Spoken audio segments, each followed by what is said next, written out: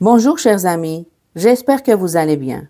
Aujourd'hui, on va lire la deuxième partie du conte Le Petit Prince. Abonnez-vous s'il vous plaît à la chaîne et likez les lectures. J'espère qu'elles vous plairont. J'avais ainsi appris une seconde chose très importante. C'est que sa planète d'origine était à peine plus grande qu'une maison. Ça ne pouvait pas m'étonner beaucoup. Je savais bien qu'en dehors des grosses planètes comme la Terre, Jupiter, Mars, Vénus, auxquelles on a donné des noms, il y en a des centaines d'autres qui sont quelquefois si petites qu'on a beaucoup de mal à les apercevoir au télescope. Quand un astronome découvre l'une d'elles, il lui donne pour nom un numéro. Il l'appelle par exemple l'astéroïde 3251. J'ai de sérieuses raisons de croire que la planète d'où venait le Petit Prince est l'astéroïde B612. Cet astéroïde n'a été aperçu qu'une fois au télescope en 1909 par un astronome turc. Il avait fait alors une grande démonstration de sa découverte à un congrès international d'astronomie. Mais personne ne l'avait cru à cause de son costume. Les grandes personnes sont comme ça. Heureusement, pour la réputation de l'astéroïde B612, un dictateur turc imposa à son peuple, sous peine de mort, s'habiller à l'européenne. L'astronome refit sa démonstration en 1920 dans un habit très élégant. Et cette fois-ci, tout le monde fut de son avis. Si je vous ai raconté ces détails sur l'astéroïde B612 et si je vous ai confié son numéro, c'est à cause des grandes personnes. Les grandes personnes aiment les chiffres. Quand vous leur parlez d'un nouvel ami, elles ne vous questionnent jamais sur l'essentiel. Elles ne vous disent jamais quelle est le son de sa voix, quels sont les jeux qu'il préfère, est-ce qu'il collectionne des papillons.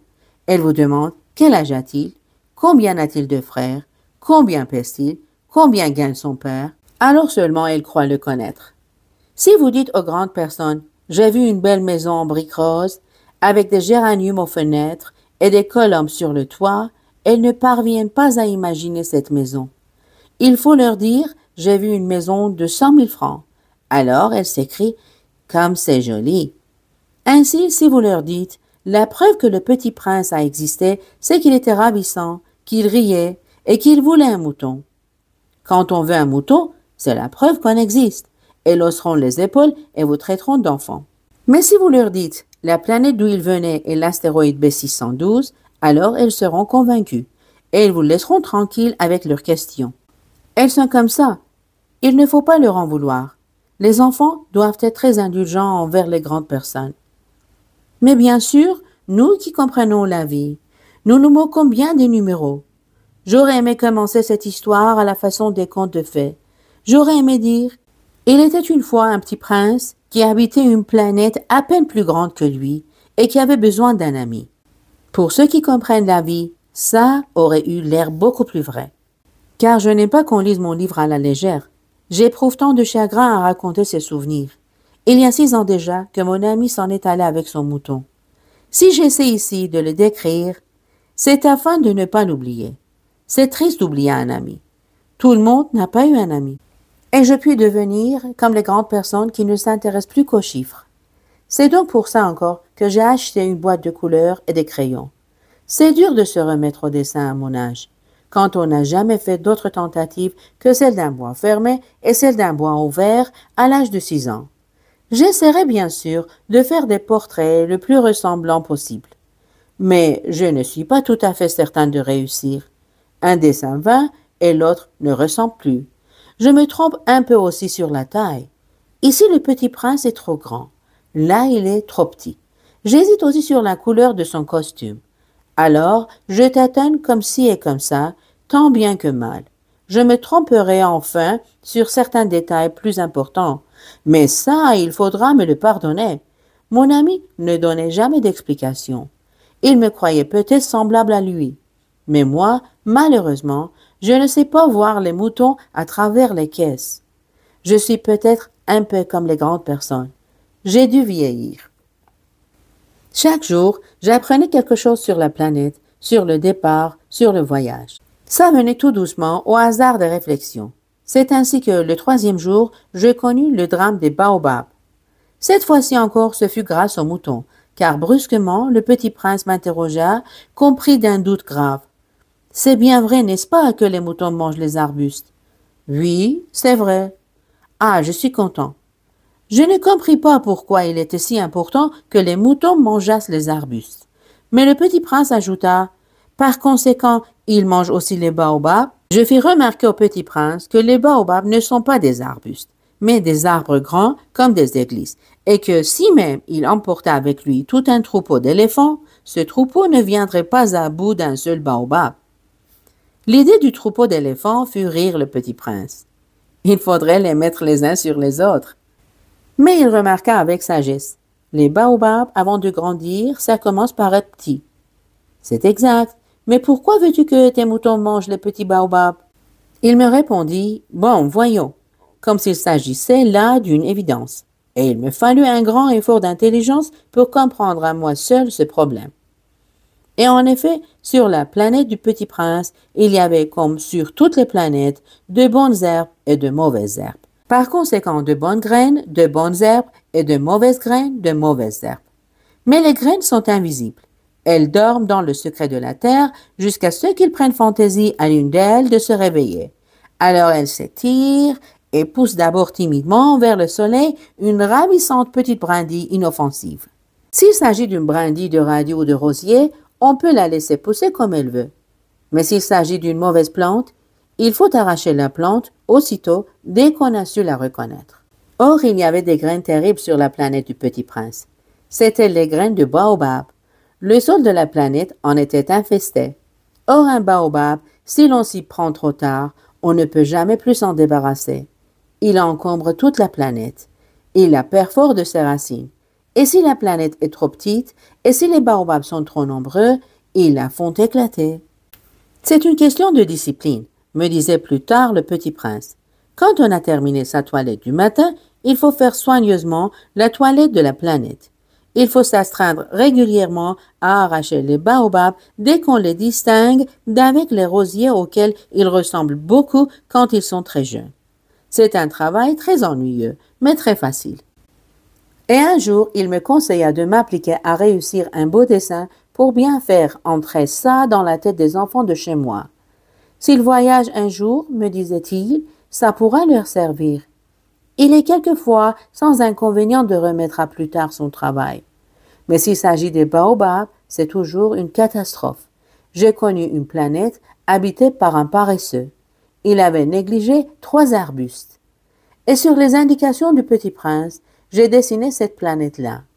Je n'aime guère prendre le ton d'un moraliste, mais le danger des baobabs est si peu connu et les risques courus par celui qui s'égarerait dans un astéroïde sont si considérables que pour une fois, je fais exception à ma réserve. Je dis, enfants, faites attention aux baobabs.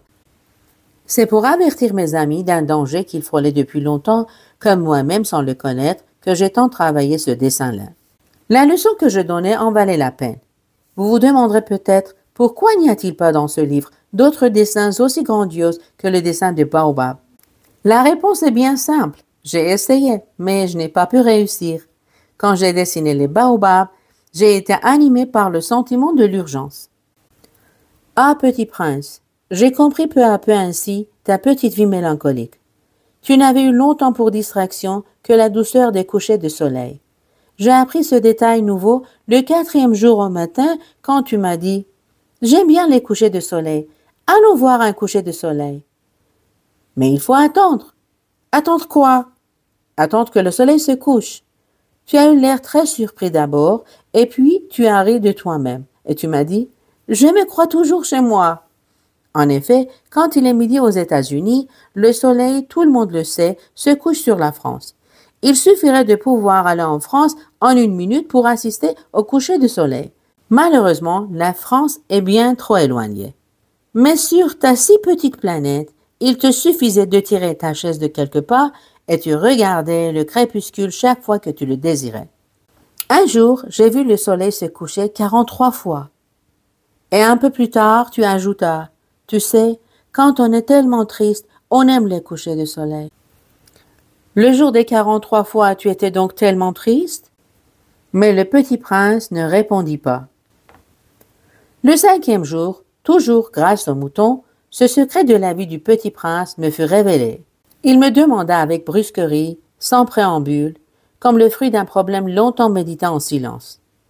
Un mouton, s'il mange les arbustes, il mange aussi les fleurs. Un mouton mange tout ce qu'il rencontre. Même les fleurs qui ont des épines? Oui, même les fleurs qui ont des épines. Alors les épines, à quoi servent-elles? Je ne savais pas. J'étais alors très occupé à essayer de dévisser un boulon trop serré de mon moteur. J'étais très soucieux car ma peine commençait de m'apparaître comme très grave et l'eau à boire qui s'épuisait me faisait craindre le pire. Les épines, à quoi servent-elles? Le petit prince ne renonçait jamais à une question une fois qu'il l'avait posée. J'étais irrité par mon boulon et je répondis n'importe quoi. Les épines, ça ne sert à rien. C'est de la pure méchanceté de la part des fleurs. Oh! Mais après un silence, il me lança avec une sorte de rancune. Je ne te crois pas. Les fleurs sont faibles, elles sont naïves, elles se rassurent comme elles peuvent. Elles se croient terribles avec leurs épines. Je ne répondis rien. À cet instant-là, je me disais, si ce boulon résiste encore, je le ferai sauter d'un coup de marteau. Le petit prince dérangea de nouveau mes réflexions. Et tu crois, toi, que les fleurs... Mais non, je ne crois rien. J'ai répondu n'importe quoi. Je m'occupe, moi, de choses sérieuses. Il me regarda stupéfait. De choses sérieuses? Il me voyait, mon marteau à la main, et les doigts noirs de cambouis penchés sur un objet qui lui semblait très laid. Tu parles comme les grandes personnes. Ça me fit un peu honte. Mais impitoyable, il ajouta. Tu confonds tout, tu mélanges tout. Il était vraiment très irrité. Il secouait au vent des cheveux tout dorés. Je connais une planète où il y a un monsieur cramoisi. Il n'a jamais respiré une fleur. Il n'a jamais regardé une étoile. Il n'a jamais aimé personne.